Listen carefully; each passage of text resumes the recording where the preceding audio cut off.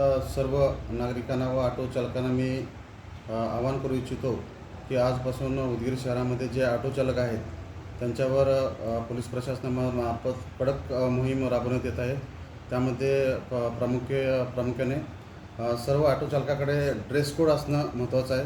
त्याचप्रमाणे मी बऱ्याच ठिकाणी बघतो की ऑटो चालक हे फ्रंट सीट घेऊन आपले ऑटो चालवत आहेत.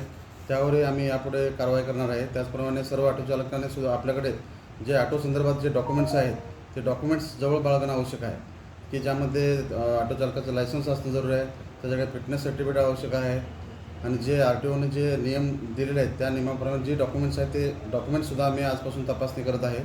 आणि बऱ्याच वेळा असं निदर्शन येत आहे की ऑटो चालक हे कोणत्याही चौकामध्ये नो पार्किंग ठिकाणी ऑटो पार्क करत आहेत. त्यामुळे वाहतुकीस अडथळा होत आहे. त्यामुळे जे असे ऑटो चालक आहेत की जे बाबा जेणेकरून कॉर्नरला उभा करतात किंवा ज्या ठिकाणी स्टॉप नाही त्या ठिकाणी उभा करतायत आणि वाहतुकीला अडथळा निर्माण करतायत, ह्या ऑटो चालकावर यापुढे कडक कारवाई करण्यात येणार आहे.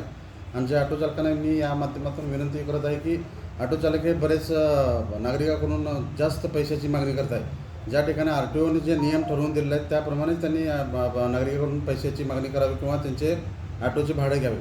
जर ऑटो चालक हा विनाकारण नागरिकांकडून जर जास्त भाडे घेत असल्याचे निदर्शनास आल्यास मी RTO आणि आम्ही पोलीस प्रशासनामध्ये एक संयुक्त मोहीम राबवणार आहोत आणि कडक कारवाई करण्यात येणार आहे. त्याचप्रमाणे इतर मोटरसायकल धारकांना किंवा इतर वाहन चालकांना मी आवाहन करू इच्छितो की आपले वाहन चालवताना सगळे लायसन्स असणं जरुरी आहे. नो पार्किंग ठिकाणी वाहन आपलं पार्क करू नये.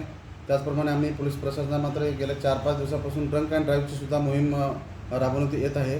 गेल्या 4 दिवसात आम्ही 4 वाहनधारकावर दारू पिऊन वाहन चालवल्याचे गुन्हे दाखल केले आहेत. आणि यापुढे सुद्धा हे वाहन जर आपण दारू पिऊन वाहन चालवत असाल आणि त्यामुळे जर अपघात होत असेल तर त्या अशा वाहन चालकावर कडक मोहीम राबवण्यात येणार आहे.